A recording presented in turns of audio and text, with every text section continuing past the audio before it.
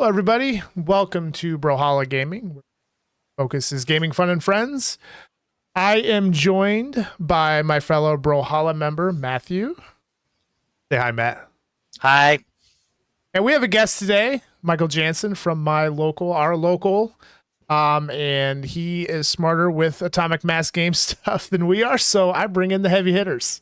By a long shot, at least for me. I just play too much. That's all I'll say. There's no There's such no thing. such Never say thing. such thing as too much.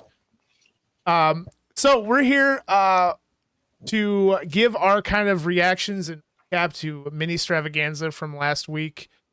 Obviously, lots of things happen. We'll look at this from a competitive focus, but from a casual focus as well. We're definitely not the expertise totally on everything competitive. This is meant to be just fun and hopefully some information for some newer players that might be looking to get back or get into some of these games for the first time, or some players maybe who stepped away and would like to come back. Because Legion got a big update. I might call this the not 2.0 2.0 stream. Before we get into it, do you want to explain to our viewers maybe what extravaganza is and such for anybody who's not familiar? Yeah, sure. Minstravaganza is basically Atomic's Mass Games seminar. That is it's basically their Gen Con seminar, I would say, because they don't do a Gen Con seminar, I don't think. And they do it every year, correct? Yes. I think And this it's is year 7. And it's if I'm sort of not a mistaken. roadmap then for them for the rest that lays Yep. out. So hey, it's this is basically the happening this same. year. Yeah, it's exactly. It gives us the roadmap through 25. I think Q4, if I'm not mistaken. I'd have to look at it, but yeah. So basically, it's their seminar over 3 days. Jump into 2026, but Yes. otherwise it lays out pretty much the entirety of the rest of this year, and for most of the games, all of next year, and some of them a little further. Wow. And I would say, like, it's basically a 3-day seminar for them. So every day has a focused game between the 3 titles now, because X-Wing and Armada are no longer. So day 1 was Legion focused, but they also do like the roadmap for another game.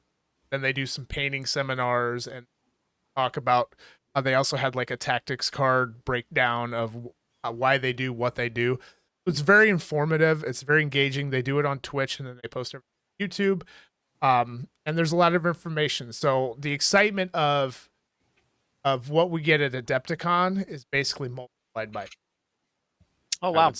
Okay. So as a casual AMG player, this is new to me. This whole thing. So yeah, it's a lot of content. I mean, they go from 9 a.m. Pacific time until basically 5 o'clock. Go most of the for 3 days. So I'd say it's one of the better ones that I've seen. They're really engaging with, which I think is a good thing. And it's fun, entertaining. They provide some good feedback and knowledge on their games. And it's not all info dumpy too. They have streams throughout the weekend that are like hobby streams where they're painting some of the cool new stuff and chatting with all the people in the chat and kind of giving their insight from the designer's perspective, in addition to the gaming side of it. Wow. Well, that sounds great. Why don't we get into it? So Legion is going to be the start. We had anticipated some changes coming. I don't think anybody fully had a grasp of how far they were going to go. I had a feeling that we were going to get some rule updates, but they're not calling it a 2.0, but Legion, this is a 2.0, in my opinion. It's a completely different. I'd say 50 to 60% a different my time, because most of the cards and but it's also not done. This is like I would call it like a phase 1, and they have more changes coming. So it's going to be a gradual rollout. So I guess that's why you could possibly not call it a 2, because it's not a full version change. Mm-hmm. By the end of it, it's probably going to be a 2. Okay. It sounds like from what I gathered when I watched stream. Mm-hmm. So as far as changes, so we're going to start with Legion. We'll get into MCP and Shatterpoint. There weren't as much stuff going on there from the game mechanics standpoint, and things like that. But we're going to touch base on Legion and try to briefly talk about the changes we find important and how that's going to affect the game, affect playing. I've personally, for me, I was a Legion player for, man, I think I started 6 years ago, maybe. I don't pretty remember. hard. Yeah, I was just saying. I It don't was remember when we pre-COVID. got into it. It was pre-COVID. I was when Yeah. Matt and I got into it. We got in basically. Mm-hmm. It was pretty much right when it came out that we got into it. It wasn't too far after. It was definitely before Atomic Mass games. And it was before the droids and clones came out. Yeah, we may have actually been like shortly after year 1. Yeah, I feel like we're pretty. And I played pretty hard for 2 years, and then I just kind of fell out of love with the game. Various reasons. The biggest one for it took 2.5 hours. Personally, for me, that's I could. Once I started MCP, I figured out that I could play 2 MCP games in the time it took me. It sounded entertaining to me. I thought the meta swings were pretty high early on because out, so you got stuck playing. I'll touch on base on that when we talk about one unit I'm excited about later. Mm-hmm. Michael, how long have you been playing? Yeah, so I got in probably about a year after it released. I think the Rogue One wave is where I jumped on. So I think spring of 2019. But for me, the difference between me and you guys especially is that Legion is my first war game. So it's kind of my first introduction into this hobby as a whole. So okay, I didn't know that. Yeah, it's got a real sweet spot in my heart because that's where I started this whole. I spend too much money on plastic and spend too much time painting. That just shows how old we are because we started wargaming when 1996. Yeah. But I wasn't born yet. It's neat that you say that because I know when Legion. Yeah, I know that when Legion came out, that was something that Fantasy Flight Games at the time had talked about, was trying to get the non-war gamers interested in a game that is also a war game. So it's cool that actually drew you in the way that they had intended. Yep, they got me. They got me good. And I think just like any game, like it's kind of a victim of its success. They want new flavor, adding more keywords. The game gets more complex, and then by the time you get to that complexity, now things aren't synergizing the way you would. And it's just because there's so much. Infinity kind of got Matt and I are big Infinity players, and kind of got the same way with that game. And I think it's just kind of a natural progression of how these games happen because people want more. You hear the term power creep, and that's, I mean, all war games end up with that to some extent. Exactly.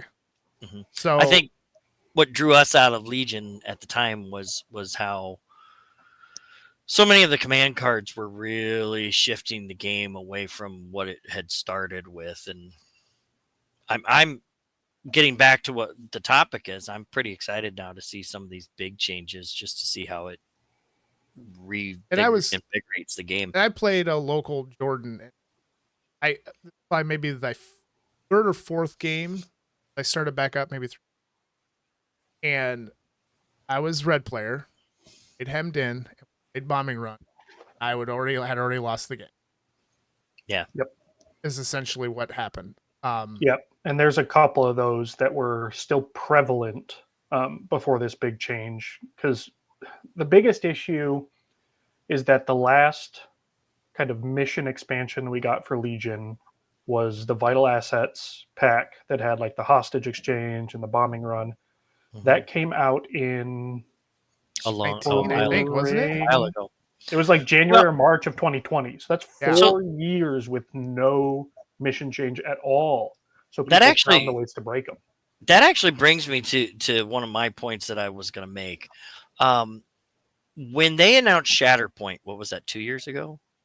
Or 3 It's a years year ago? old. It's a little over a year old now. When they announced that, it 2 years ago, so it would have been Adepticon 2 I years know ago. that there was, and maybe it was just my feeling, but I know that it felt like from other people as well, that there was sort of a grumbling of, hey, AMG bought out Fantasy Flight Games. They took over Legion. They took over all these other games, and now they're bringing out a different Star Wars skirmish game.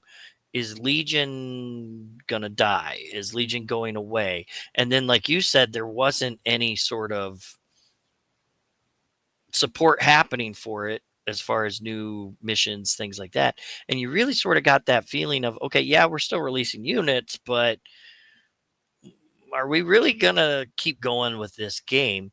And one of the things for me that with this announcement that they did is the excitement of, yes, we are clearly gonna keep doing this game. This is clearly gonna be a focus for us. And these are the changes that were happening behind the scenes back then that you didn't know about that we can now tell you. For 3 years. So, they've been working on this for 3 years, which is why we have had no mission packs for 3 years, which makes sense. Yeah. That makes sense. But it also tells me that they took the time into it. Yeah. They didn't rush this out. They took some thought and some time. Not everybody's going to be happy. It's like any game. You're going to love it. Some people hate it.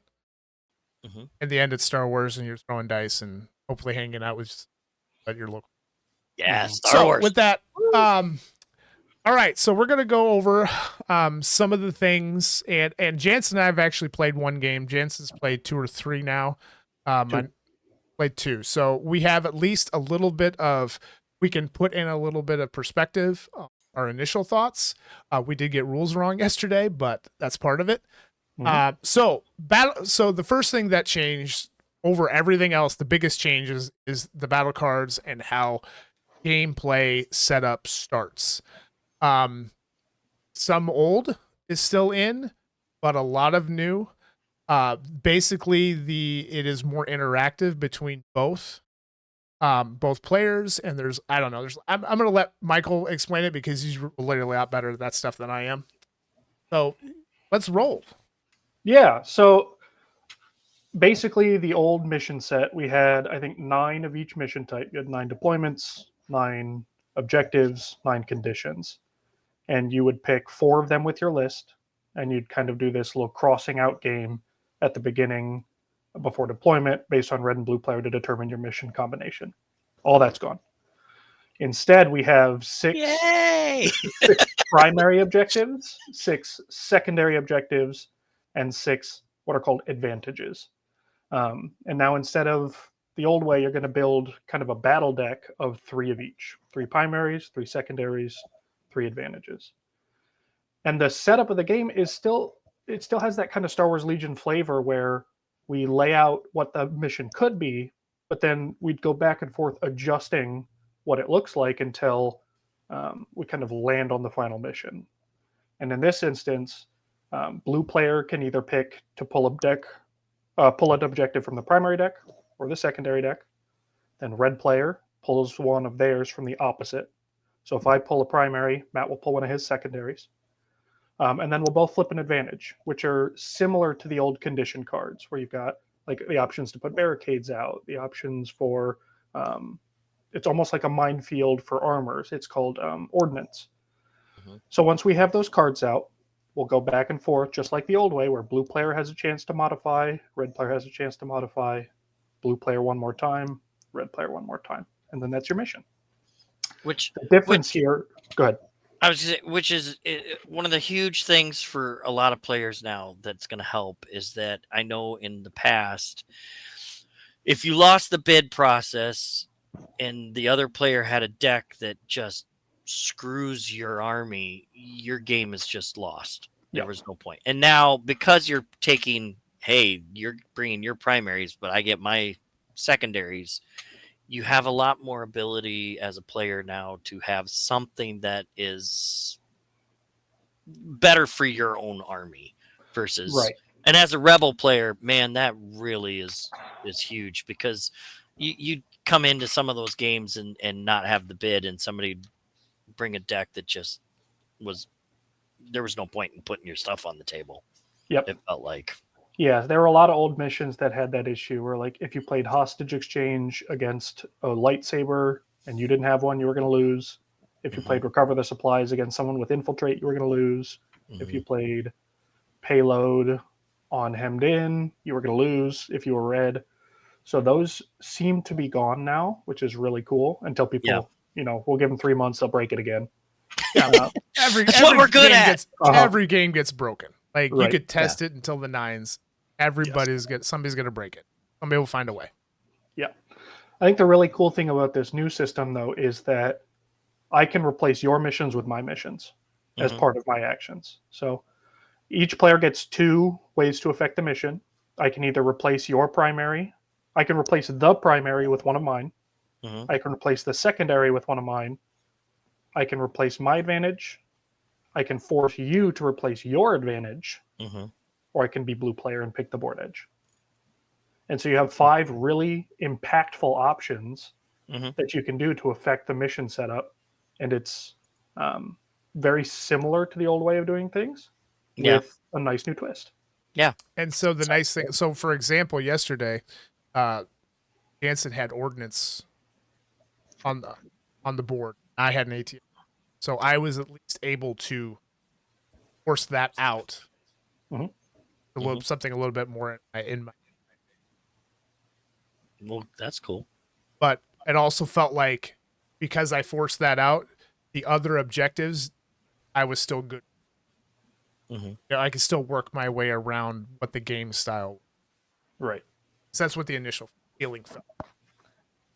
And Matt, you mentioned a bid, and I think one of my favorite changes is that the point level jumped from 800 to 1,000, which is awesome because I just get to bring more toys. And they removed the bid entirely. You are now just fill up to 1,000. Do it all the way. Because red and blue is determined by basically a flip of a coin, and I think that it's going to be a lot for people to digest. Yeah. But I also think it provides players to be more creative in list building. Because the bid process always felt backwards to me. Where why wouldn't I want to bring all of the cool upgrades and all the cool different heavy weapons and fill out my list? Because when I do that, I lose because someone else has a better mission deck. And they can just force me on the back foot before we even start. Yeah, exactly. Yep. I think you're exactly right with that. Yes. I will say that as a not hardcore player, going up to 1,000 points means, and this is good for AMG. I got to buy more stuff. I don't. The negative initially. I barely had a 800 of droids to start with, and that was maxing out all my units. So, gonna have to buy some more droids, I guess. But yeah. Anything else in the missions? Yeah. Talk about how deployment changed in the missions, because that's kind of a big thing too now, right? Go ahead and put up the. And we won't go into like infiltrate and prepared positions yet. We're just going to talk about basic deployment right now. So I got the battle cards up. So we have shifting priorities, recover the reach, breakthrough, bunker assault, and close the pocket. So we'll just look at the basic one is probably shifting priorities. That's kind of the basic one that is there. And, to me that feels like the hey, I don't know what to put as my third card. I'm going to put this one in. Exactly. So it's basically, since I've got the card up, I'll talk about it. The zones are somewhat similar. It's like modified versions of Battle Line. But now that this is your territory, which we'll get into a little bit more when we talk about prepared positions traits. But it's basically battle lines for the most part. There's, I think, the quadrants are similar to disarray. The L shape, I think, is similar to major offensive. Is that right? The L is closest to advanced positions. That's right, advanced positions. So most of it, you're always pretty much playing on the long side of the board. I think all of these from a depth perception are all range 1.5, and we'll those most of you probably know that the half is basically a 3-inch range ruler that comes in the print to play, but also if you're an MCP player, it's also the range 2 ruler for MCP. So yeah, so that works out nicely. And Shatterpoint, so it's both the same thing. So if you have those games, you can use those rulers. And then the game is basically you have your objectives, your primary objectives, which are on the card. So for instance, Shifting Priorities has 5 objectives, and they are contestable up to a half range tool. So they are 2-inch, if I remember right, 2-inch bases. So essentially right now, from a primary perspective, it's mostly controlling these objectives very much in the secure fashion of MCP. Is that a good way to sum it, you think? Yeah, it's also, I mean, it's the same way that Intercept the Transmissions played. It's the same way that Key Positions played in the old system. This is where you need to be there. Yeah. Well, but I think I was talking more along the lines of you don't deploy in the box, correct? You do. Correct. You don't start on the board. Yeah. Currently, you do not start on the board. That's a big change because previously you deploy your stuff out on the board and then now we go. But now you're bringing stuff on when you activate. Unless you have Infiltrate and Prepare Position. Talk about when we get them more. Start off the board, and basically turn 1 is your to come. It's actually very similar to a lot of war games. So basically, that's kind of how deployment works. We'll get into a little bit more of the more advanced stuff when we talk about the rule. As far as controlling objectives, probably the biggest change overall is that vehicles can control contested objectives, which is huge. I think we're going to see a lot of armor on the board now. We already did, but we're going to see. It's going to be wild. More. Like, I think, and which is kind of cool. Like, I've kind of been like, from a thematic standpoint, ATSTs are great. I get that. But then when you get to like the snow speeders and the fast stuff that creeps along, that always from like a visual mental thing, always just kind of was like, I get it, but it kind of sucks. But they can contest now, which is fantastic. Yep. We found that out yesterday in our game. It lost me the game because I couldn't take his ATST down, and it stood in the middle and scored 2 points for the last 3 turns. And Veers, I don't know Veers before, but Veers can now move. I don't know if guidance is a new word on Veers. It was a keyword unique to Yoda, and now it's all over the place. Veers has it, so he can move his ATST, get up in there. So it was awesome. It's really cool. So that's probably the biggest change as far as area control. Everybody else, as long as your unit is within half, you're contesting the objective. If you have more than me, you contest it. If I have more than you, I contest it. Yep. And pretty poor Omega in the Bad Batch got her keyword changed before she even came out. So Omega was a model that would let you interact with objectives from Omega's model instead of the unit leader model. And now instead she gives the Bad Batch the ability to score at full range 1, which is a really cool I didn't see that errata. That's awesome. Good, because I just bought that box. Another big change that I guess now would be a good time to talk about, because you were talking about turn 1 moving onto the board.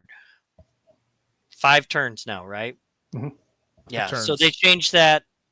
Same thing with your complaint of games taking forever. We increased the points level, yes, and that might bog things down, but there's a hard cap. It's 5 turns and game over. And I mean, our game yesterday, our deployment was very slow, but we were also that'll pick up. I think it'll probably end up being faster. Like turn 0 is gonna be pretty quick because I don't think prepare positions is the only thing that turn 0 affects. Prepare positions, and then there's another kind of variation of prepared positions, but I don't remember exactly what it's called off the top of my head. Top of my head either. All right, so we've got vehicles control. We have progressive scoring now, which in theory means that the game is scoring out faster. Jansen and I had a little conversation yesterday about, hey, do you think this is going to shorten the game? And we're on the fence on that. We still think it's probably going to be about a 2.5 hour game, but he brought up a very good point that most games now are probably actually going to finish, as opposing to stopping on turn 4 or going to points every time, which is no fun. Nobody wants to go to points. Our game happened to go to points yesterday because we both played the objective the whole game. Yeah, we both played the objectives, and I just happened to kill more stuff. And he did a really good job of keeping one of his VPs away from me. So there's little strategies to that. So yeah, the progressive scoring, I think it's going to get quick. I could see getting about 215. I think it's going to quicken up a little bit. Yep, I think so too. I think if anything, I think it's going to feel quicker. Yes. More than anything else. Yep, which is important to me. Yeah, the changes to deployment in combination with the bigger deployment zones, in combination with the higher point totals, I think they all kind of balance each other out to where it's going to be a similar amount of time, but there's going to be more action. So, just touch a little bit more on the point. So basically, we're up to 1,000 points. There has been a rebalance of points. I'll have to look at that. So from what I've seen right now, they were doing those points rebalances every year. That's not something that was we weren't going to get. What I found is 1,000 points is awesome because you have more. I finally got to play the Iden ATS Veers list I've always wanted to play, but couldn't make work and I finally got it to work. And it was super fun. I don't know why thematically I wanted to do it, but I did. We're going to see more. We're going to see more operatives and commanders together. We're going to see more force users, secondaries, big tanks. And oh, by the way, the other big change, which is got to hit the pocketbook, but really is cool, is double size of core units. Oh, they're so cool. So many dice. It just looks cool. It feels cool. You're just rolling massive pools of dice. And it's fun. I mean, like we played yesterday, and he's got a 10-man core. If you take like a heavy weapon, you've got a 10 to 11-man core. I've got a 10-man core. You're throwing black dice at me. I'm throwing white dice at you, and just felt good. And you should have shot me off the table somehow. Like and the save, just so many dice. I don't know. We like throwing dice. It just felt fun. Yeah. And it's not an overload because you're not going to bring 6 double-sized core units and expect to win the game. No. So I think I'm going to have to get more dice. Yeah. Jason, you brought 2 double-sized core units? I brought 2. I also and I had heavies in both. Yep. And then I played another game last night, and I brought 2 double-sized to that, and my opponent brought 1. And it feels like 2 double-sized core units is probably going to be the sweet spot for a lot of people. And the nice thing is, from a thematic standpoint, I'm probably not going to take double size of shores. But I'm going to take double size of storms, and they're more prevalent in Star Wars universe, which is always the big argument. Yeah. Storms are so much better, but they're literally in, at the time, one movie. Yes. So like, so going on that, there is a lot of chatter, and this is the one thing I'm worried about. Obviously, people are trying to figure out how many activations. I don't know if that's a good thing. I don't know if that's I'm a rebel player. 100 million. I don't think 22 activations sounds good for the game by any stretch of the imagination. I don't think it's competitive. I think people that are going to bring 22 activations to the game are going to hate the game. I'm going to be honest with you. With that many activations, you're going to get yourself bogged down, and you're going to start to get confused with what you're doing with. I guess with the rebalance, and maybe this is coming, I'm a little bit surprised they didn't put a unit cap, count cap. So I don't see that happening because they kind of do have an activation cap in that you can only bring 2 commanders, 2 operatives, 6 core, 3 special forces, 3 supports, 2 heavies. There's your activation cap. Yeah. And if people want to try and reach the point where they are running one of everything, don't think it will be competitive. We've seen high activation good on you. lists. Go for it. Yeah, we've seen high activation lists succeed in some metas in the past, but they've fallen off because they take a lot of effort to play correctly. And with the new pass mechanism, I think people are going to be disincentivized from bringing those massive activation lists. Well, and I also think if you're bringing a massive list like that, your units are small. And a small unit is fine if you're going up against, average size units. But when you're talking those double size core units that are throwing 1,800 dice at you and you only have 5 guys, those 5 guys die now. They don't survive. So anything else we want to talk about in those basics before we get into some rules breakdown? No, let's hit the rules. Cool. All right. So deployment and infiltrate is on top. And Jensen and I played a game and we did this wrong. Jensen played the second game and got it right. Luckily, I think they figured it out right before I messaged, hey, by the way, we got it wrong. Yeah, he did. He sent me a message like, I think we did this wrong. And I went, yeah, I know. Yeah, I think we did too. Yeah. So, Jensen, let's talk about deployment and infiltrate and kind of and prepared position, how that kind of interacts. And a little briefly, let's talk about like how we felt in the game we played. Yeah, so the old way of deploying all of your models onto the board before turn 1 starts is gone. The only models that start on the board now are models with the prepared positions keyword, which means you deploy in your zone, just like you would before, and you get a dodge token to start the game with. Which I'm just gonna add this in here. This was one that when we were traveling the other day, and Jason and I were talking about it, and I said, and he told me about the way new deployment works, and I said, so how does that work with the FD laser canyon? And that's how it's prepared position. Because that thing doesn't move at all. Right. It has it starts on it starts on the game on the table, and that's it. Which could be a better that can be bad. It's happening before anything else. Like you could before you could choose the order. Yeah, but the flip side to that is did I miss the whole idea with the position have to use? Yes. Yes. Because like I said, like with the laser cannon, you have to because I know that one does. I just didn't know if I could choose.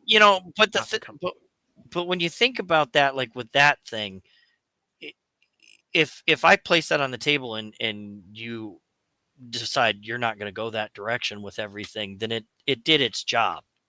Yeah. Even though it sucks for me, I never get to use it, but its job was to make you not come there. So yeah, that works out. And if you pointed at an objective, that just means your units can safely contest that objective unless your opponent wants to challenge your big old laser dish. It's very army thematic. Yeah. Yeah, and so now the change for units, we kind of mentioned this already, is when you deploy, your first action is to put the ruler touching a board edge in your deployment zone and move onto the board. And then you have your second action to do with whatever you want. People were worried that you would have to be just double moving turn 1, which basically makes it a 4-turn game.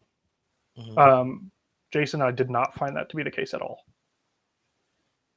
I mean, it helped that I took a unit short at a unit that had the advantage. Garrison.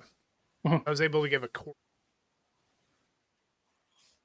Yes, you dropped your 10-man unit in. So I mean, I didn't find it being bad. I mean, and honestly, if anything, it just takes maybe some of the range at a turn. We're getting that pot shot out. But other than that, it wasn't. I mean, I played the wrong card. I played Iden's 3. Getting on. That is no longer not a turn 1 bomb anymore. It's not a turn 1 bomb anymore. So yeah, deployment. I mean, it's pretty straightforward. I think things are gonna go a little bit faster. That's well, and I think we found that I would say all but 2 or 3 of our units moved onto the board and shot something. Yep. Which is what you want to see. It just gets the action going. Yep. And you're not getting that aim turn 1 unless you have OP or you have a keyword that gives it to you, tactical, whatever. So like you're not going to get necessarily shot off the board from that. No. Yeah, I misdeployed my commandos. We misdeployed because we also screwed the rule up. Commandos are a defensive unit, but regardless of that, it took you shooting them with 4 or 5 units. It took me at least 4, maybe 5 to wipe them out. Which is, and it should have, and it shouldn't have happened because of how we did. Yes. So the way that Infiltrate is different now is that prepared positions you deploy before the game starts. Everyone else moves onto the board with their first action. Infiltrate means that when you go, you drop onto the board in the deployment zone and then take 2 actions. So it gives them a lot of responsiveness to what is going on the board. Yeah. We did it during the prepared position. Yes. Which is part of the reason my commando side. So it happens when the unit deploys now. So it's when you draw the token out of the bag or you decide to go with the face-up order token of the unit, you drop onto the battlefield and then take 2 actions. Got it. He actually the 3-pip might not be that bad then. Because the problem I had is that I had to. But the problem I had is that the Death Trooper, I only thought I had the one. If I would have had 2 range 1 moves, I could have shot more stuff. So maybe it's not, but that's a tactical thing that we can talk about. But yeah, you also didn't bring any ISF, which have Infiltrate. I brought 1 unit, shot him off the board. I had 1 unit. Oh yeah, they were on the rock. Oh yeah, that's right. That's right, because we did the Infiltrate wrong with them too. But if you had like 2 or 3 I shot the clone commandos off. You shot the ISF off because we had them on the board already. I remember now. Yep. Yeah. So basically, Infiltrate now is kind of like this sneaky pop up and shoot you. Yep. Which is very thematic. I think it's very, very. I think it's a very, very strong keyword, and I did not like Infiltrate in the first. No. I got you anywhere. No, I think that was my problem with it. A lot of times it's like, oh, I'm going to take these Pathfinders. I'm going to make them work. And they never worked because it wasn't really. Pathfinders is who I brought last night. And oh my goodness, did they work.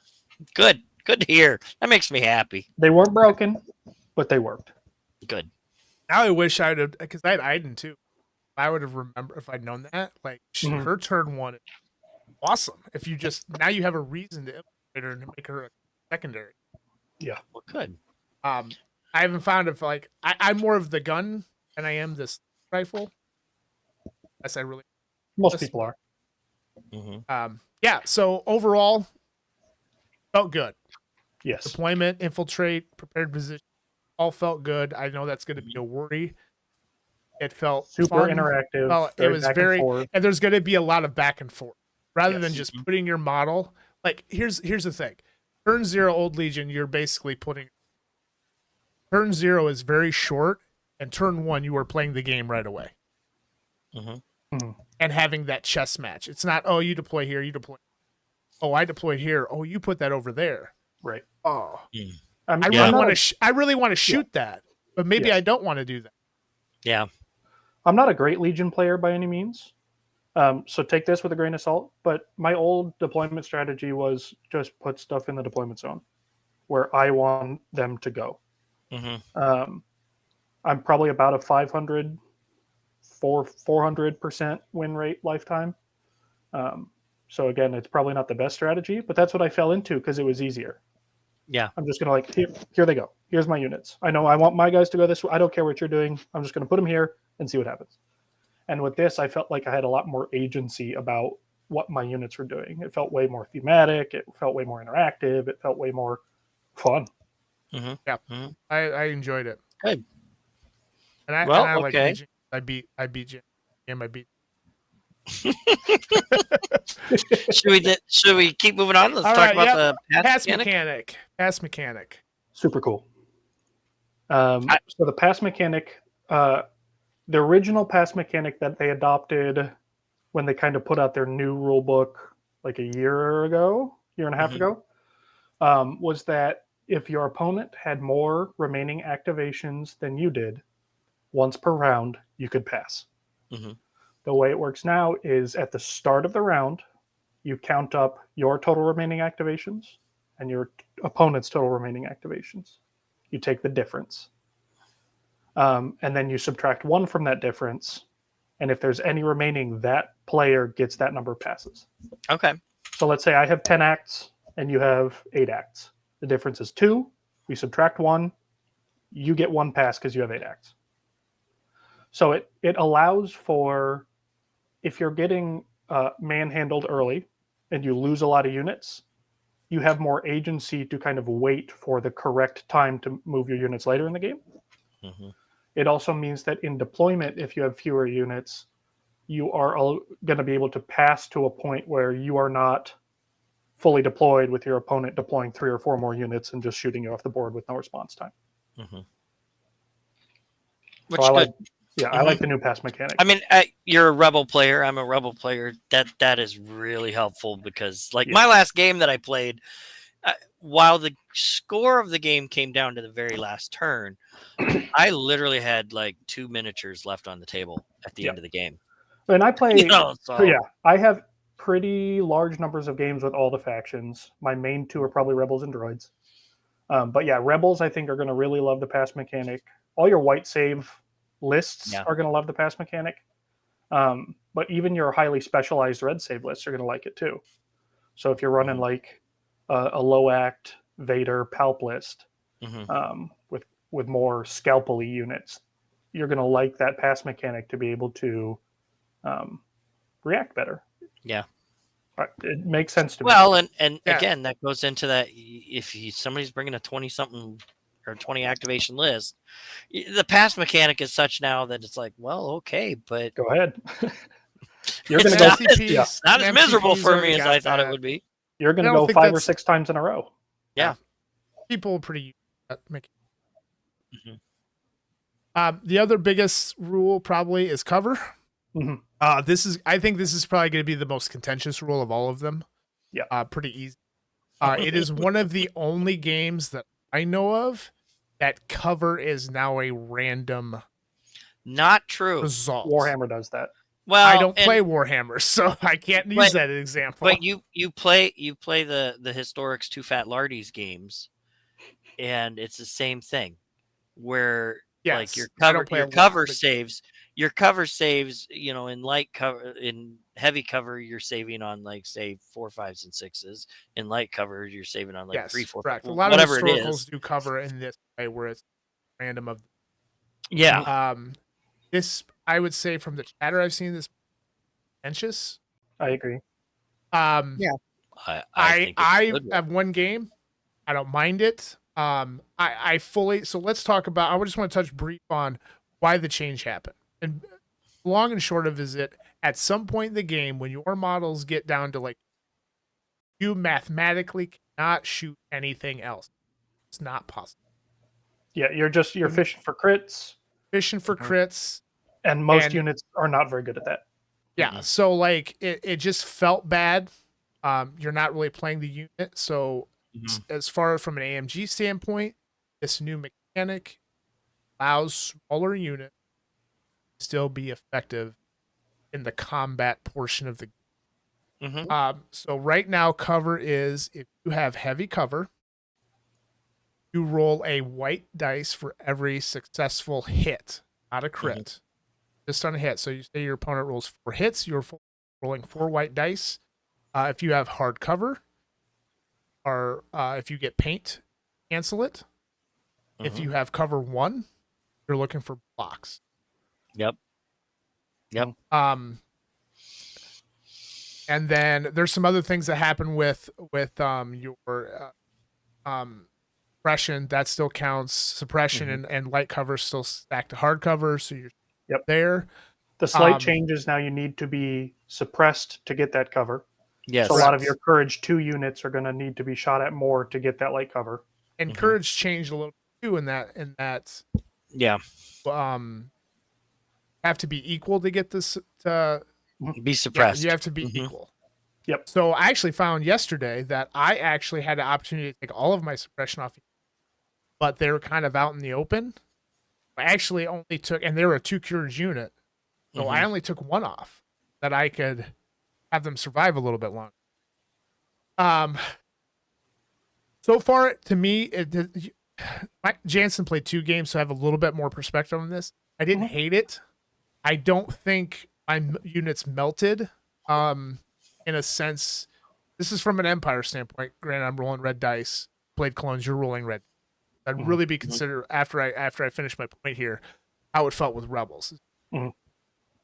I barely succeeded any of my white dice rolls at all. So cover didn't matter. You and I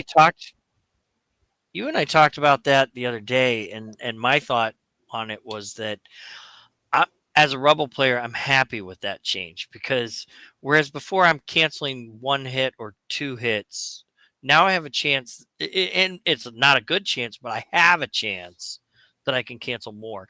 And I'm rolling white dice for my saves on top of the white dice for my cover. So it's just giving me one more layer of protection, possibly. Yeah.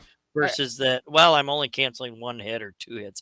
And when I had, I go up against somebody that's throwing 10, 12 dice at me, only blocking 1 or 2 of those guaranteed wasn't enough that it was ever going to save me. Like, now I have a chance that I could survive. I feel like. I don't know if mathematically it works out that way. I just know anecdotally it feels that way. Right. I mean, I say from a red save standpoint, losing the white dice rule wasn't killer for me, but I was also some red dice. If your red dice are failing, I could feel like that cover mechanic really bad. Feels awful. So in one game it didn't really affect, but it's gonna take a lot more play grip of how how did you feel about your second game? Yeah, so on the whole, I think I'm still kind of neutral about the cover change. I will say it is easier to do just I have light cover, I cancel 1. I have heavy cover, I cancel 2. Yeah. Adding a roll is always going to frustrate the hyper competitive players because it adds more randomness into a game where their goal is to eliminate randomness, right? Yeah. And Legion didn't have a lot of randomness with it. Had the dice, it had the cards, and that's about it. And that's the thing that he and I had talked about off camera at one point was, personally, I love the dice randomness. Like that's again, that I'll bring it back to the 2 Fat Lardies. One of the reasons I like all of their Historics games is because randomness is built into how the game works. And so for me, the randomness makes it more flavorful. I like it that way.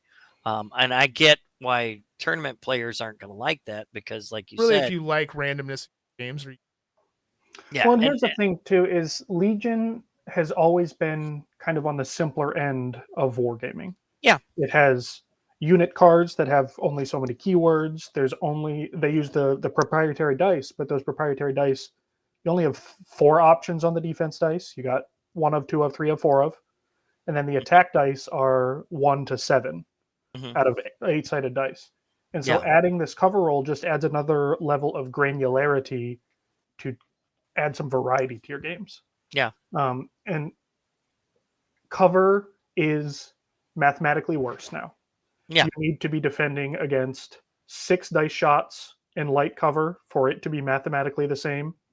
And that's tough. But to what you were saying, Matt, it's more fun. Yeah. I felt like it was so much more fun to throw 2 cover saves. I was playing clones and I had red saves on the back end, and so I was like, okay, I can survive if I biff this cover roll. And then playing rebels, it was, roll the cover, I get 2 chances at my normal save. Yeah. So it felt cooler. And how did it feel with rebels? Did you feel like pulling whites like melted them faster? They're rebels, they melt. Regardless. Can they stay alive long enough to score the point? Is how what that helps they're dying. Yes.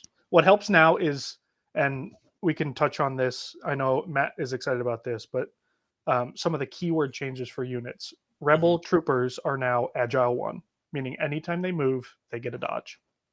And they Which still is have better the than nimble cover. forward. But they needed that They because needed they that.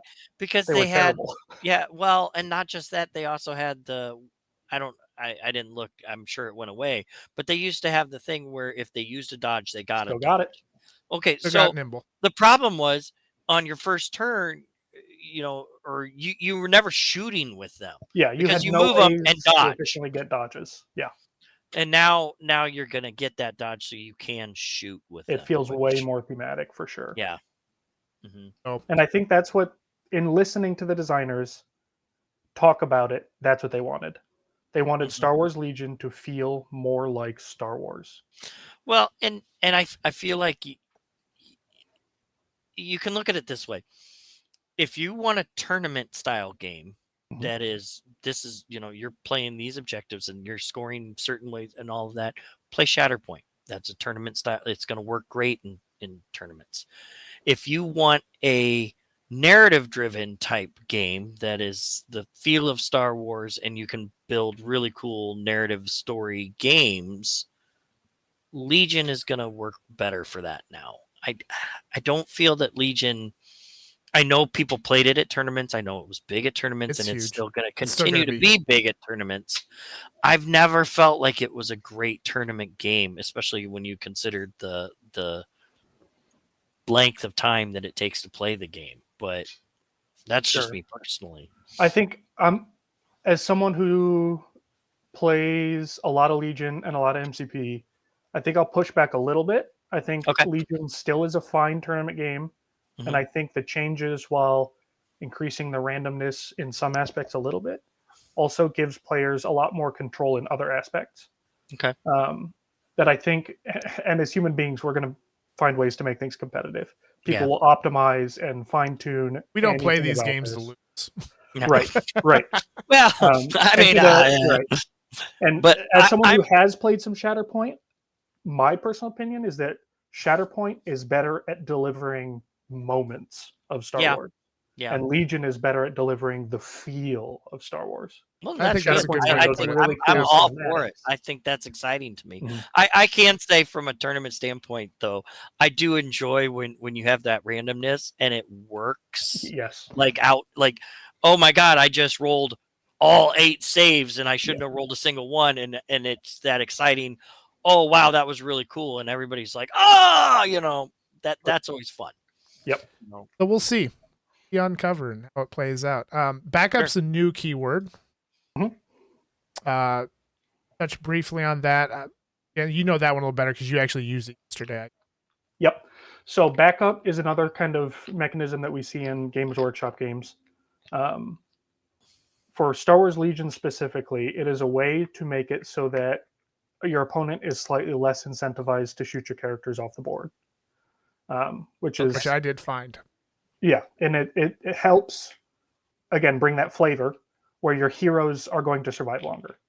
The way that backup works, rules-wise, is that if you have a commander or operative within half range of a core unit, that core unit can give backup. In order to give backup, they cannot be suppressed. And then by providing backup, they remove 2 hits from the attack pool, similar to the way heavy cover used to work. Okay. So if you really need to take out a commander and operative, shoot them. But if they've got backup, it's going to be harder. It's going to be, which is found yesterday. So they really just removed. So they just removed the 2 hits. They're not absorbing it into their unit. Like no, it's not like Guardian. It's not Guardian. Guardian still exists in addition to all those things. Okay. Jeez. But yeah, so you want to stick a big it's Guardian. A way to keep your name characters. Your hero. That guy's never gonna die. Right. It's a great way. So your lightsaber wielders are not typically gonna stick around with a core, so it doesn't really affect them all that much. What it does is it helps the support commanders who are kind of struggling to see effective use. Yeah. It allow you to walk up with your army and maintain that bubble of support, which is what I should have done with Veer. Which is what you should have done with Veers. You won anyway. Because I didn't know he could survive more. So if I would have just kept Veers up, plus I had I don't remember what card I had on him, a defensive buff to my units too. I didn't even say how bad. Right. It's pretty cool. I think it's good because we want to keep our named units on the board and playing. It doesn't feel good when Anakin gets shot off one turn. Yeah. It gives buffs to those kind of gunslingy commanders too, like your Hans and your Rexes. Yeah. Who just melted before. People stopped bringing those characters because they needed to get up close to be effective. But Han as a one model unit, and Han only had white saves, they're easy to kill. And so now they are less easy to kill, which means they are more likely to be brought. Good deal. Which is a good thing. And this is where all this is going. Bringing the movement. What small movement were the big only movement really, change? The only really notable thing. It's small in practice. In practice, it is large in application. Mm-hmm. So now, similar to AMG's other movement template games, when you move, you put the notched end on your character's base, and you end touching the ruler. What this means is for Star Wars Legion with a double notched ruler, you can place your model at the end of kind of this rounded notch. You can put them right here. Yep. Which gives you just a couple more millimeters of movement, which means that when before a speed 2 move in Legion was slightly less than range 1, the speed 2 move now can be exactly range 1. Well, and you can stop anywhere along. You can stop anywhere along, which makes before you had to finagle your maneuver tool so that your guy ended in the notch. So that's helpful. Or ended along the center. So now you can just touch anywhere. It makes corner movement easier. It smooths things out a little bit while also kind of allowing for that maybe not so fun gamification of getting that extra little millimeter here and there. Do you think going forward that we're going to see a movement tool that's released that doesn't have the double notch? Yes, I mean, I think that's because that's what they have on their. It'll look like an MC. I think it'll be an MCP. Yep. Yeah, eventually. And I think that's fine. Yeah. Does it change the old math of like, hey, I'm this far away, this many inches away, so I know that a speed 2 move and a speed 2 move will get. Yeah, it changes. Do I care? Vehicles are still notched though, right? Well, I mean, it's just gonna make it so that like your charge units, like my tauntauns, they're better, slightly better, only slightly, and nothing's changed on the. I'll take only slightly. Nothing's changed on the vehicles. I assume vehicles still have to go notch to notch. Because dewbacks are notched too, right? Yeah, dewbacks are notched. Scout bikes are notched. So all the notch stuff is still the same. Yeah. Token sharing. There's a lot more units with Exemplar now. A lot more units with Exemplar, which I think is actually a good thing. Yes, and ironically enough, the Exemplar faction lost their Exemplar. Sorry, Padme. Yes, they did. But they needed a tweak. A lot of other units gained it, and most of them are range 2 now. Yeah, as opposed to range 1. And I'm going to digress here. Also have to remember the command range on deployment is everywhere. There's no range. Correct. If you're off the board, you are in range and line of sight of everything else off the board and everything on the board. Oh, okay. Cool. So pretty simple. A lot of more units have exemplars, so you can share tokens, which I was able to do yesterday. Mm-hmm. Nice, felt good. Mm-hmm. Do you want to just speed through these last keywords, Jason? Yep. Yeah. Withdraw. Withdraw is now only one action. You make a short move out, and then you get one more action. It can't be an attack. It can't be a standby, and you can't move into another melee. So a slight nerf to melee units. We'll see how this actually affects things in the long run, because a lot of like the hero melee units got other buffs in other ways. So on the surface, I don't love this change as someone who likes to play those melee units, but it's really not that big. So we'll see. Yep. We'll see if it dramatically changes things in the future. AI got a change. AI now is basically turned off if you are within range 3 of a commander, which feels a lot more thematic to what the droids are kind of going for. It means if you got a droid going rogue, they're still subject to their AI, but if they're within range of their commander, they can still get their orders the way they were supposed to. Probably a good thing. It's probably a good thing. I don't know if droids needed a buff in that way, but most of them are playing EXT right now anyway.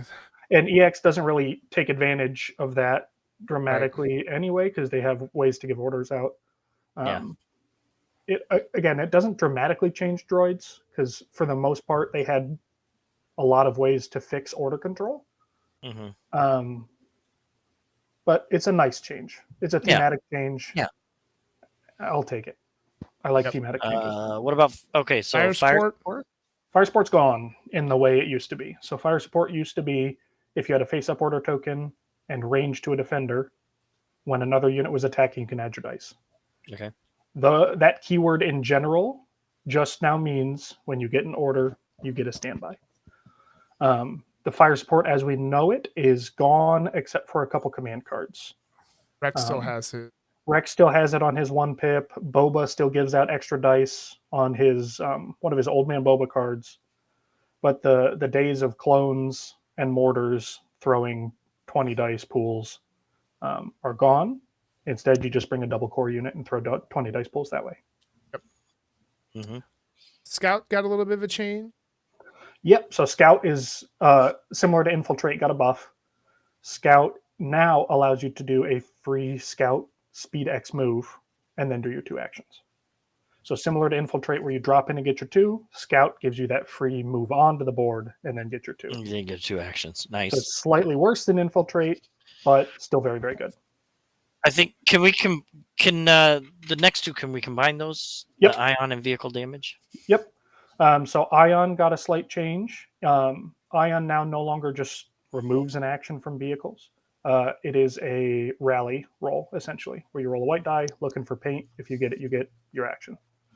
In a similar vein, the vehicle damage roll is gone. Once you hit your resilience on your vehicles, you are damaged. They've just got that one. It removes weapons disrupted, and then the movement one, the name I'm blanking on. But vehicle damage felt the most balanced anyway. The weapons disrupted was a really big feels bad, and the movement one would lose you games like that. So it's another way to make vehicles viable again. Which I like. Yep. Which is cool. Yep. All right. So everybody likes to see those toys. Absolutely. Well, you buy this stuff. I mean, I can tell you, and this is going to kind of go to the next thing we're going to talk about. It's you buy so many things, you can't play them because it's not viable. Because we all get to that competitive, unless you're playing a narrative, which is why I like narrative styles, because you're forced to take other things, and it's not a big deal, and it's kind of fun, and you can adjust. So that's going to lead us like what we're excited about with the changes as far as units, and what we're looking forward to playing. And really, I can say this in a general. I'm looking forward to just playing things that I've never played before.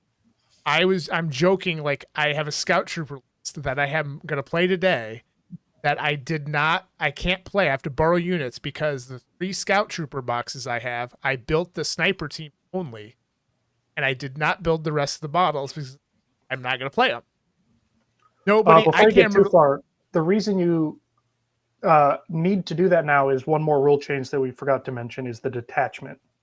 Yeah. That's a big one. Yep. Yeah, so the detachment keyword used to be if you were a detachment, you deploy speed 1 away from your parent unit. Now it is, and it also had the condition of you cannot be included in the army if your parent unit was not included first. So we saw that pretty much exclusively on Shores and their mortar, and then Rebel Veterans and their Mark II. Yeah. Now all of the strike teams for the special forces are detachments. So in order to bring the strike team, you have to bring a full unit. Have to. I have to build my Scout Troopers if I want to scout.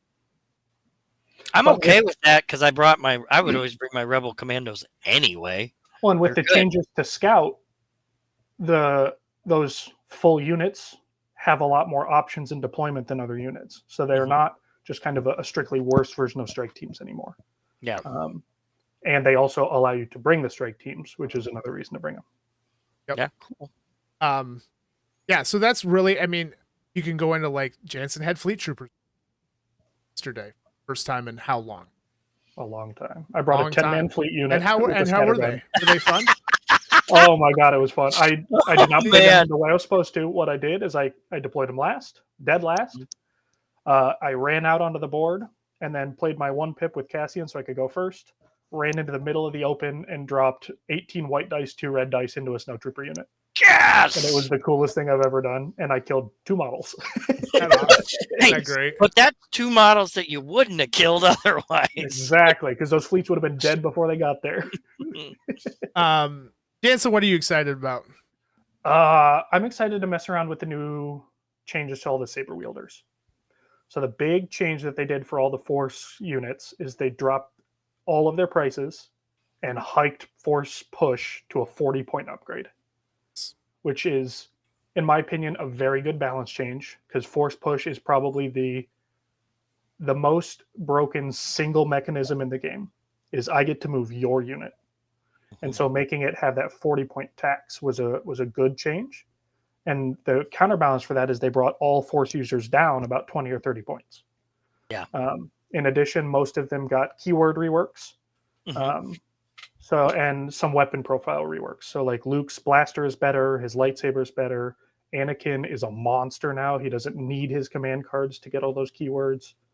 And I think my favorite change, again, I'm going to keep coming back to it, a thematic change for me is a good change. All of the different named lightsaber forms that we had that were just versions of Deflect, I'll do something unique now. So that's cool. Anakin's Gemso works similar to the way it did before, where you're going to do wounds back in melee, but then he has a separate Deflect keyword.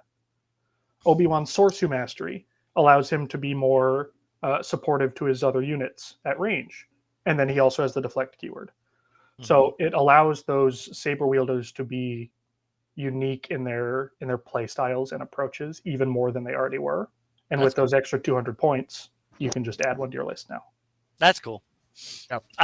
I'm just looking forward to my, like I said before, I can maybe make the Pathfinders work. I've been trying since they came out and I suck at them. So I'm excited for that. Future releases. We're gonna go over this real quick. So I got up here. I think this slide is I got the Scout slide up because I go for it. Obviously, all of the sculpts have been redone. They're going from soft plastic to hard plastic, and they're just better. I mean, if anything, Atomic Mass Games does, they know how to sculpt a model. Shatterpoint is I mean, Jansen was looking at my Kane and Jarrus the other day, and he's like, oh, he's so good. I'm like, I know. They're still heroic scale, but not as fatty, I guess is like I want to say. They're just better. Yeah, they kept a similar amount of detail where you can kind of show off the Star Wars flair without being kind of like Games Workshop drowned in details. Yeah. I mean, the sculpts are all dynamic; they're all unique. Yeah, and that's what we want to see. Yep. Well, and the new ones coming out. One of the things that I think was a complaint as a Rebel player before was the lack of variations of aliens. It was all humans. They were all humans. We had one Duros and everything else was human. Yep. And now you've got Twi'leks. So if you go to, I got the Rebel troopers. You're right. I didn't even notice that. Look at there's all kinds of different. You got what aliens. 1, 2, 3, 4 Twi'leks in there. You've got 2 you got Twi'lek heads, Duros heads, human heads, Mon Cala heads. Yeah, that's awesome. I didn't even notice that. Yeah, as someone who loves to hobby with this Star Wars stuff, especially being able to differentiate my units by species instead of color of their uniform, excites me a lot. Like, this is not my slightly darker green unit. This is my Mon Cala unit. Yeah, well, awesome. and looking at the Rebel sleeper cell again, you have I don't know the race names, but you have the one that Greedo was. There's one of those guys in there, and then Yum or whatever. There's one of his race in there too. So like, I like that you're getting that variation now. It's really cool to me. And a lot of them are resculpts. Choose to buy, you can choose not to buy. Already have this stuff.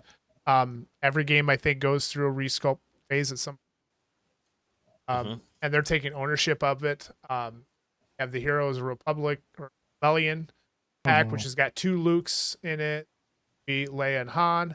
Yep. And So it's just the biggest complaint about some of the old soft plastic is that the detailing, especially of the faces, was laughable because they were limited. It was 6 years ago, before kind of this renaissance of 3D printing and 3D modeling, and so they didn't look great. And this new Han and new Leia, especially, the faces, they look like humans again. yes. And then they gave us Shatterpoint does it even better. Their right, face sculpts are just right. really good. Probably the best ever. Well, and they're also slightly bigger, so it's a little easier to get that detail. Yeah. Well, and then we got new sculpts for Operative Luke and new sculpt for Chewbacca, and then Luke has a new outfit, which is cool. It just gives you more options. Yep. Yeah. That's an iconic outfit. Iconic. Yeah. Cool. Yeah, so that is Legion. that's Legion. Legion 1. So if you want to be technical, when AMG put out their rule book, it was 2.0, like a year and a half ago. So this is technically, according to the rules book, Legion 2.6. Okay. So there we go. Call it whatever you want. It's more changes are coming. Two and 2/3. It's a progressive thing. They very much said that this is not the end. There's going to be more balances, more unit cards. I think more unit cards are going to get updated. The mission packs are not done. There'll be more. I think you'll see more of some of the old style in some of those where bombing cards. Yeah. Overall, I'm excited. I'm playing the game again. That's what matters to me personally. I think it matters to a lot, and I think it matters to stores. Especially who maybe their local meta was kind of dying off. It's just something a little refresher.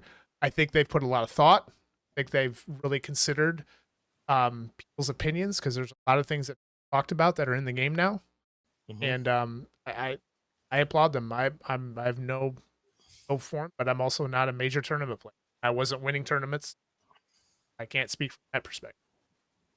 Yeah. I am a tournament player, but I wasn't winning them either. Not in Legion. Yeah. All right. Well, that is the Legion portion. And then we're going to finish this off and jump into the game that all three of us play probably the most between all, if you collective, MCP. Our as Jansen calls it, it's favorite skirmish game. By far. And then Legion is his favorite Star Wars game. So Shatterpoint's kind of down there, but he still plays it. MCP really, probably the biggest was the roadmap stuff. From competitive standpoint, we've got a card rotation that happened. Pretty big. A really, really big one. From a competitive standpoint, Jansen and I can certainly touch base on that. Sure, I'm going to pop this up here. So here we have, it's up. Pretty much most every competitive card on this list. I had an X-Force list that I had to take 5 cards out. So advanced I think it's R&D, healthy for the game because it forces people to re-break the meta. The staples, the biggest staples are still accessible. Patch Up, Embrace, I think, are cards that Indomitable still there. Indomitable, those 3 cards especially, that you cannot play MCP in its current format without those 3 cards being available to people, and so them not being rotated, I think, was the right choice. But then some of the other really big ones we can talk about, like Advanced R&D kind of shuts down the turn 1 Wakanda shenanigans. Deception is kind of a major nerf to Mystique, but she got kind of a replacement. People are playing Disarm a ton. Eyes in the Prize was like a top 3 card in terms of usage. Big bill play. Marked for Death is huge for Spider players. Yeah, Spider Foe's got a buff. Or no, sorry, Web Warriors got a buff. Marked for Death is the only reason my Amazing Spider-Man died at Adepticon. Otherwise, I played 7 games with him and he lived every time. Mission Objective is huge. no matter the cost, was kind of a niche play that people would use. Smash is just kind of a staple. Age of Ultron was broken with the new Ultron, so them removing that made sense. Yep. And then I think probably the biggest single card change is Exceptional Healing. Lester, if you want to talk about that. Yeah, absolutely. So most probably know, but basically Exceptional is if you have 3 power, you spend 3 power, and it basically reduces the damage to which sucks for X-Men X-Force players, but I also think it really hurts the like Splash Lizards. It really hurts like Lizard, especially healing one character. That's a big one to me. It feels to me like Lizard was kind of the catalyst for this, because Lizard was one of those kind of showed up as like 3rd, 4th most brought characters in tournaments this year, despite Spider Foes not really being represented. So it also, with the prevalence of X-Men over the last couple months, feels like kind of a response to that being another really good tactics card in their arsenal of already really good tactics cards. Well, and it's and now X-Men also has Xavier's Dream, so they had 2 major They had heals. 2 ways to negate all damage. Do you think that was something that was anticipatory for the fact that you have some X-Men characters coming out as well that were like gonna kind of draw players to X-Men? So it's hey, let's fix this now before they come out because it's going to be super broken. So one thing that really caught my eye is in some of the roadmap spoilers, we saw another Logan, kind of the experimental Logan, who is a 3 threat with healing factor 3. Yep. And I think that is probably another reason why they had to take a good look at exceptional healing, because if you the reason Lizard is so splashable is because he's a 3 threat with good board control, damage reduction, and healing factor. So he's got all those kind of really good splashable traits. And I think Logan, this new Logan, had kind of those makings as well. And I think this might be kind of a response to some of the prevalence and the fact that the X-Men had 2 basically I take no damage cards. And I think it's also anticipatory for like Maverick's got healing factor, Weapon X has healing factor, Werewolf by Night has healing factor. So a lot of these new models coming out all have healing factor as well. And so I think they were kind of getting ahead of themselves or preparing for the future as well. Yeah. Yep. No, that's good. And there's a replacement card. It's not near as good. I don't know. See it played because it's gonna be kind of hard because the only way you can play it is if it dazed.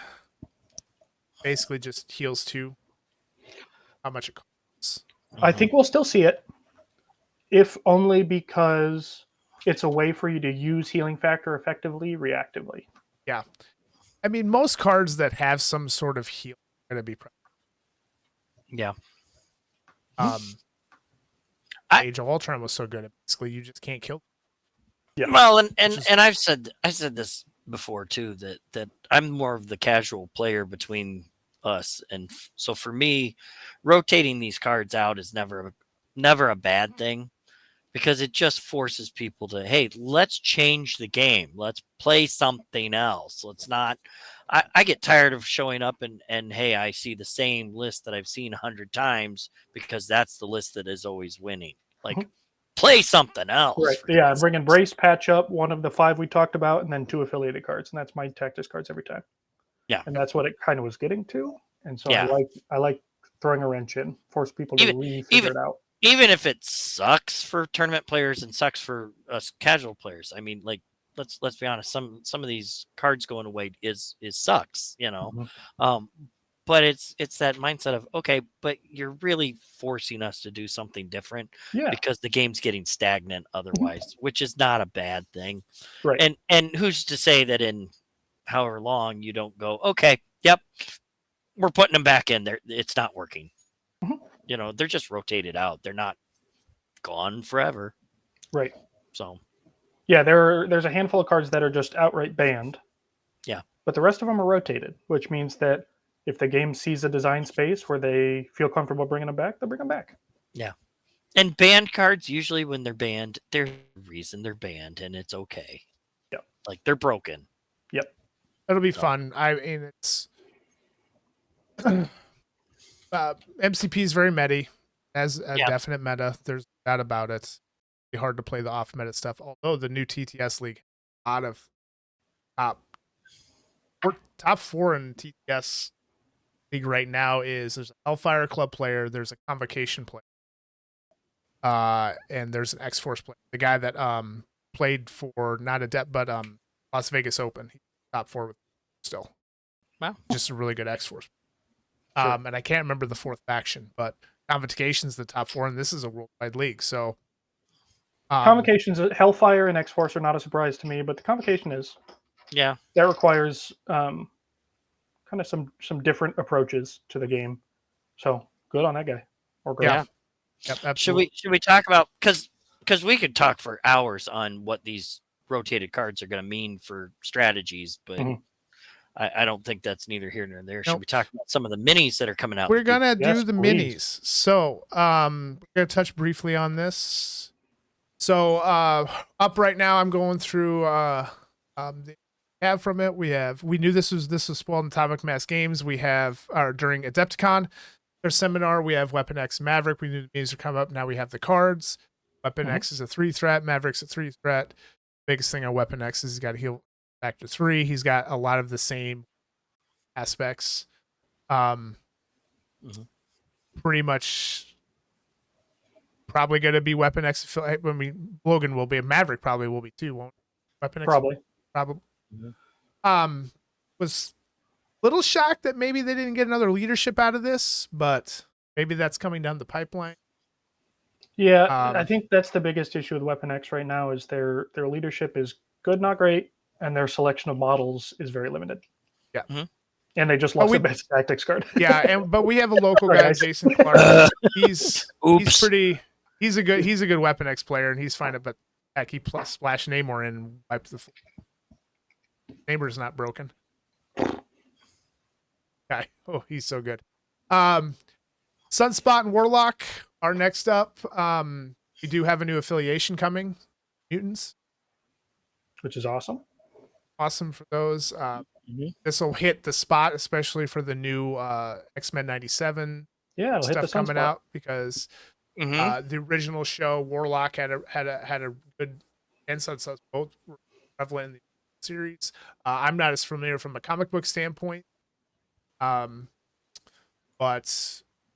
Warlock's 3 threat, Sunspot's 4 threat. Warlock's got a lot of stuff on his card. Yeah, he does. We're not gonna go into a deep dive. Anything particular that stands out for these guys? I haven't really looked. No, yeah, the X realm of comics is probably where I'm least knowledgeable in terms of Marvel comics. Yep.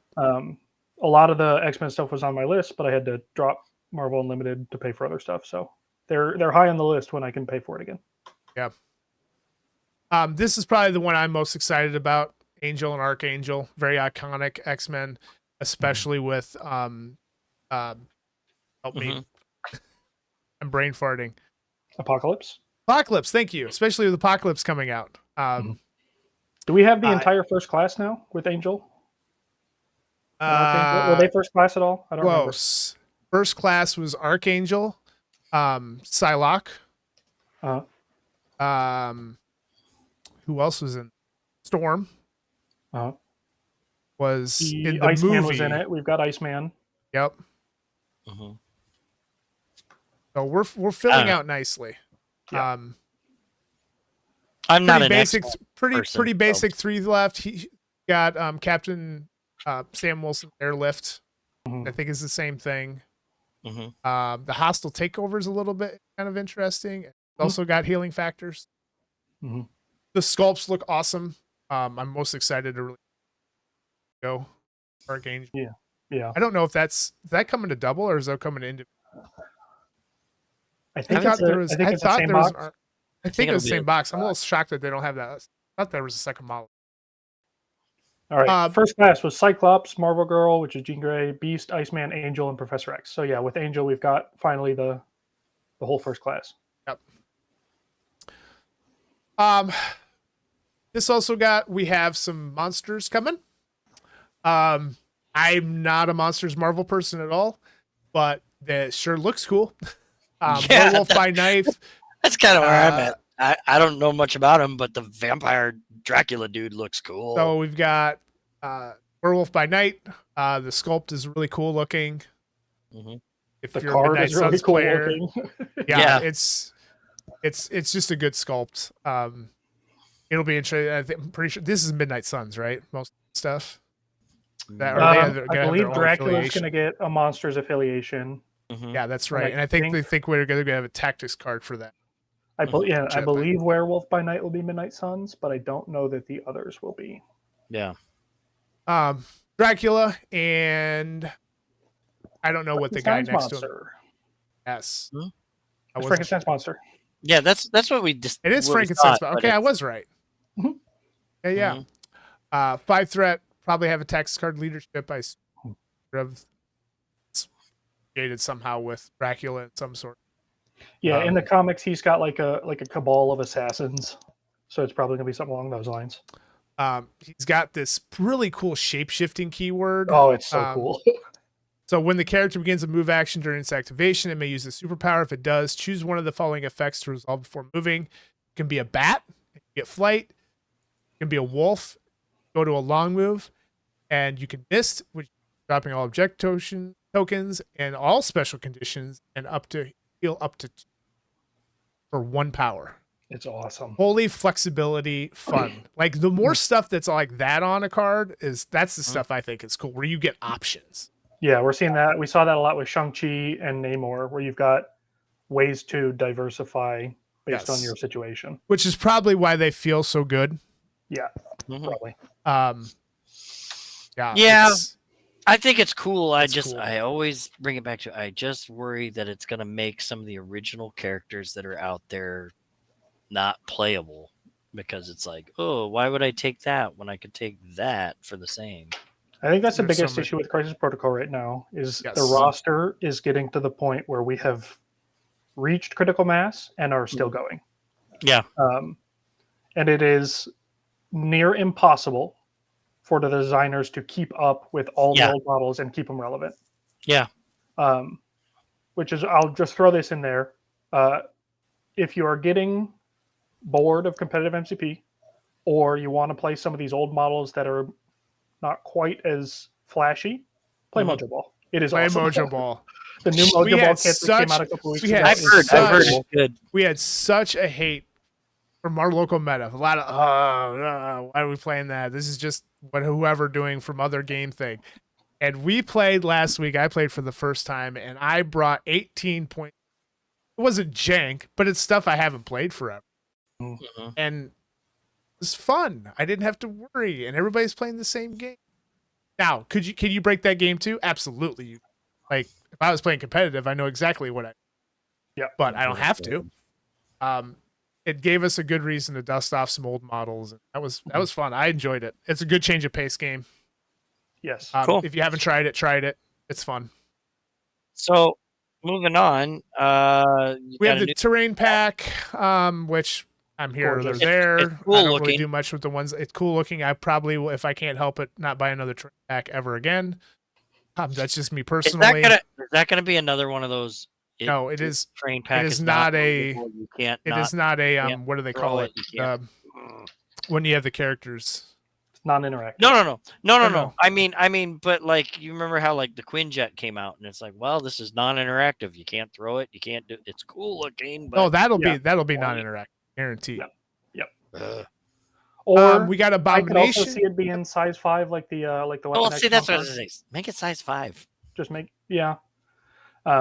I think there's ways to fix the Quinjet. That's my personal hot take. Is if you play the Quinjet as interactive, but the profile is the ground instead of the jet itself, it's a super playable piece of terrain. But people, I agree. They don't believe me. Nope, I agree with you. I'd agree with you. All right, so Abomination, Wrecking Crew. So cool. I think it's cool. We talked about it earlier, not on stream. Kind of feels like Abomination should be on a large base, but I see why he's not. So, but it's still a really cool sculpt. Oh, it's a great sculpt. They're getting so good at these, like the larger than life size heroes. The dynamicism in their posing is awesome. Yeah, looks like it'd be fun to paint. Yes. And then we have Mephisto. Had some tactics cards. So cool. Foiled. Well, sculpts. We have Elsa and Man Thing. That's not a John for me. I wasn't really into that. Back then. I'm gonna have to do something with Mephisto and magic, like a diorama or something. Because Matt's excited for Nova and Yondu. Classic, obviously Yondu. I'm Mary Poppins, y'all. And I can't believe Brent missed this. But oh the my Human god, Royal that is so Court. funny. we have a Humans player, and this got spoiled, and he didn't even as of Monday, he didn't even know it existed. Evidently, not everybody sits on Discords and stuff. We added him in our group too, and he still didn't see it. He didn't see it. But man, Black Bolt's freaking sculpt is it's amazing. It's so good. So good. What are we thinking? Another leader? New leader option? Or are we gonna I don't know. He should be. I mean, am I wrong? Like, isn't that I think they need another leadership. They need another one. We have 2 Peter Parkers. Or no, we don't. Only one of them's got a leadership. Only one's got a leadership. We've got 3 Peter Parkers. Got them at I guess we have 2 Captain Americas that both have a leadership for Avengers. Thor has 2 leaderships, doesn't he? I don't think the new Thor has. No, the new Thor doesn't. Right? Loki's got one, and technically Red Skull does, because Red Skull has 2. His are different affiliations, though. Correct. Because he's Cabal from Red Skull 1, Hydra for Red Skull 2, and I think it goes back to Cabal for Red Skull 3. So yeah, we could see another leader in Black Bolt. War of Kings, we're getting more of the X-Men stuff. And they said there are new missions. Yep. There's and a Crisis card pack, which we don't know what those are yet. But I've heard there's a 20. I heard 23 or 24. Yeah, it's gonna get up there. So which big boys are coming out. Bringing Dormammu or those guys, that's coming. So it's about time we got some new Crisis missions and then some things that got spoiled: Avalanche, Exodus, and later Mastermind. And then Echo, Tigra, and Ronin. Ronin will be cool. Yeah, that's a good alter ego. Hawkeye. And then we got Spider-Verse, which does not surprise me with the prevalence of Spider-Verse films. This is Spider-Man 29.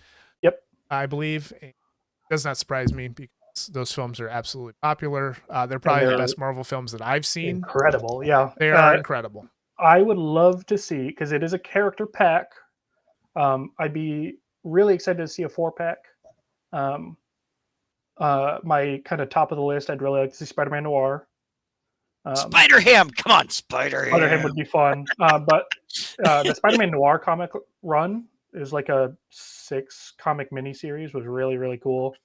But the other one I'd really want to see is Superior Spider-Man, which is Doc Ock in Spider-Man's body. And that would kind of give us another little alter ego twist. Yep. Absolutely. So that's the pack I'm probably most excited about from the pre-visualization models. Okay. And then that's going to bring us to the biggie. The biggie, Phoenix. Phoenix is iconic. It's X-Men. It's she's going to be like a 10th thread. I don't know. She's like the most powerful mutant ever. So yeah, Universal's tried to adapt her storyline like 6 times in the past 20 years in the movies. Yeah, something like that. Yeah, something like that. But I will say, like, it comes out a little bit in X-Men 97, not much, but I know it's coming. You look at the Phoenix model and you think, wow, and then you go to the next one that's the Phoenix Unleashed model. It's like the Phoenix Unleashed. It's like that meme of so good. And she's gonna have grunts of some kind, obviously, some sort of grunts or constructs. I don't know what they'll call them. But good God, that is so cool. It's so cool. Cool. I don't like X-Men, like I never have, but that I'm I'm getting that because I'm gonna paint that. I don't care. We're gonna see. Yeah, the year this comes out, we're gonna see a ton of those in the Worthy. Yeah, that is gonna be the model absolutely. of the year for the Worthy when that comes absolutely out. It will be. If somebody could figure out how to do her killing Xavier, like that'd be kind of spoilers, Jason. I'm not doing it. I'm not that good. Yeah. All right, and so that's it for MCP. Not much changes. More stuff's coming out. We still play the game. I'm on a little bit of a hiatus, but I'll get back to it eventually. Play Mojo Ball. We'll change the pace, and you want to dust off some old models. Yeah. Last but not least, Shatterpoint. Matt and I are really into the game right now. Jansen enjoys the game, but it's not his favorite. I've been really enjoying it lately. I like the game. The game's playable and it's fun. I like the game more for the models right now and getting to paint those, and they are just a joy to put together and paint. They're gorgeous. More I play the game, more I'm enjoying it. Helps when you win, and I've been winning, so that always helps. You're enjoying the games. But clearly I don't play games to win.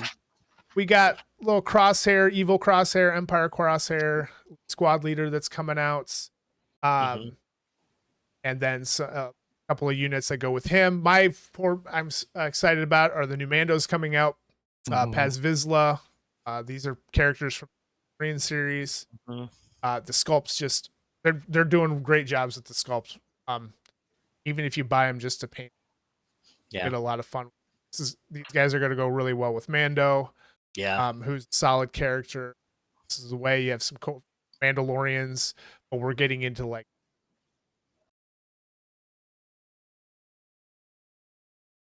we have Boba, which we joked earlier, has the exact same pose as his Legion pose, but it's a good pose, so we're okay with it. Yep. More mercenaries, I'm more a big scoundrels. fan of removing flight stands, and the jetpack flame is such a better way to do it. I agree. I wish they would. I'm glad they did that with the Dark Troopers, although the Dark Troopers in Legion, they made the pin way too damn small. Yep. Breaks off easy. That part was bad. But no, I guess you can't bring Dark Troopers anymore. Darn. Because they're not OP at all. We're finally getting Veers, iconic character. He does some cool stuff, and we're getting a Stormtrooper Lieutenant. That guy looks awesome. And one thing to point out with the Boba Fett, they're now coming out as character packs. They're not actually squad packs. It's an awesome decision. So we're finally outside of the squad packs, and now we're just getting characters to cycle in with your stuff, which is probably a natural progression. Is a good thing. Well, and the fact that you can bring it, because Shatterpoint, you build squads based on era and not faction, it means finally the Rebels can hire Boba Fett. Yes. Yeah. For the first time in these Star Wars games, I can have Han Solo working with Boba Fett. Which in the lore of stuff, he may have at some point in time. I mean, a lot of time in there that we don't know about. There's a lot of we got a Lando. What we have here, Lando's coming out. Lando can actually take a Galactic Empire or a Rebel tag. Oh, that's so cool. At the end of the setup phase, so he can do both, which is very thematic. Again, Star Wars thematic to me hits harder than the MCP. There's more flavor to it, and I'm more of a Star Wars fan than probably a Marvel fan. Love my Marvel, but as far as like, this is what I found is like MCP, like we're getting to the realm of characters I care about very much. Yeah. Star Wars, I care about all of them. Well, and you and I, outside of all of this, have talked about that multiple times. How for me, Star Wars way more my jam than Marvel. I played MCP because that's what you guys play. But when Star Wars stuff like this happens, I'm like, yes, give me that. I must have it. Right. Yeah. And you can say a lot of things about Atomic Mass games, but one thing you cannot fault them on is finding the flavor in all their minis games. Correct. Oh yeah. They are nailing it. I am not. I'm choosing not to buy the New Hope pack, but the titles for every ability are so good. Like I'm just like, God dang it, you're gonna make me buy it. Yeah. Requesting your surrender, more clones, more Jedi, which is always good. Kit Fisto's a fan favorite, and his former Padawan, Lichar. Yep. Really like that era. That's for you. Wisdom of the Council. We've got more Jedi. Like this is all Jedi. So super cool. And they said on all stream the lightsabers that the Padawan on the right has multiple head options. Yes, that you can is go with right. the Rhodian like they have. You can go human, and I think they said there was another head option in there, but I believe there was 3. If I remember. Again, more robust aliens, more diverse. Yeah. This is the one Matt and I are probably the most because All the Way, which is Rogue One, which is one of my favorite new movies. It's fantastic. I rewatch it all the time. Yeah. Just solid. K2SO is fun. And of course, if you get Rogue One, you got to get the evils. So I'm all for it too. Like, got more Death Troopers that'll, I assume, will synergize with the Death Trooper escort guy. Moff Gideon pack. Yep. So they said that Krennic is a primary. We've got a secondary Death Trooper officer, similar to the one with Gideon, and then you can run the 2-man Death Trooper support. So you can run 4 Death Troopers in one list right now, which is really cool. Yep. Lots of options. This is the one. This one is I'm super excited about. This is Rogue One. I think this one looks. We have Jin. I always forget the names of the other guys, but you got Bodhi Rook on the left. Bodhi's on the left. Jin. Baze Malbus is the thank you. Other guy, and then Chirrut Imwe. Yeah. Chirrut, yep. The Baze sculpt is just tight. Yeah, but you gotta love Chirrut. And He's we like have one of my favorite characters. more clones, more Delta Squad coming, and then CIS finally gets some more love. We haven't had anything from them for a while. We have the Terror from Below, which is Aqua. It's such a cool shark guy. Shark's my favorite animal. So this little shark man I'm buying that box. And the Aqua droids are huge. Yes, they are huge. Yeah, oh my goodness. It's just good stuff. It's just all good stuff. That's cool stuff. Whether or not, I mean, everybody's got their flavor game, right? Right now, that's my flavor of game. There's still things frustrating about it to me. Sometimes there is more randomness to it. It's a little too long. It does sometimes suck that you only activate one character in a game. That is a feel bad thing, I think, of the game as well. But you can't deny the models. You can't deny the models are cool. The model and the moments. And the moments. There's cinematic moments. I think I've won, and their balance. I don't think I've even won a game. I think I've just won a few of the struggles. And I'm still like, this game's so cool. Oh yeah, it's so like when Obi-Wan rocks up, jumps up to a gantry. Hello there, swings 11 dice, spikes the roll, and Darth Vader whiffs. Oh, it's so cool, so cinematic. Well, and just like the actions that happen are very, very character. Everything's they've done a really good. They've done a really good of like this is what this character's like in. We're going to give them ability very much like. Legion does a good job of it. This one step further. As far as I'm concerned. All right, that's it. We've done it. We did a thing. I guess the big recap would be, AMG in general, I think has got some really good stuff happening this year. So I'm excited to see where we go with this stuff. Yep. They very clearly have people on their team who are excited about these games and excited about the IPs, and it shows. Yeah, that's just it. You can tell that they have people that care about the IP that they're doing. And I'm going to give them props for Legion. Like it's risky. That's a huge risk. Yep. Yeah, but I also like it's also like we own it now. It's now our game. We're gonna make. I don't see any problem with that. That's their prerogative. No.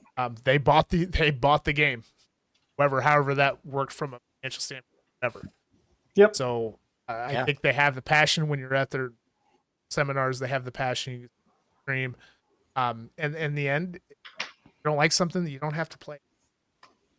And I'm very adaptable. A lot of good stuff. We can't buy it all. We wish we could, but Yeah. Thanks for this is fun. This is good stuff. Yeah. Good stuff. Yeah, thanks for having me on, guys. Maybe in like a month or so after we played some Legion games, we'll come back with a hey, how we feel the game is. Mm-hmm. We've played more than 2 games. Yeah, can actually talk about it. Maybe we can get some of the Legion on the camera in studio. Yeah, we might. We might do some battle reports like that once. Nice. Yeah, I'd be down to do some battle reports for sure. Yeah, absolutely. We got to get you in here for some of these games because when Matt's room is a little cleaner. Well, you can't see it because we're in the process of moving still, but off to one of the sides, I can't tell when I'm looking at it backwards, is the actual studio. Yeah, it'd be that side over there. And that whole area is actually clean, but you can't see it because it's around the corner. But right. Well, that's how my apartment is. If I can't see it, it's clean. No, yeah, but that part actually is clean. That is true. That's how that works. Yeah. So. All right. Well, thanks everybody for joining. This is a good time. Play those games. Give us your feedback on the comments. Give Legion a real shot. Give Legion a real shot. Play some Mojo Ball. You buy the stuff. Throw some dice. Just go and have fun. Support your local game stores. That's where it all starts. And hang out with people and enjoy the hobbies while they're still at the height. Good space. From a hobby standpoint. Can't play it all, but we sure try. Sure do try. All right. Take it easy, and we will see you next time.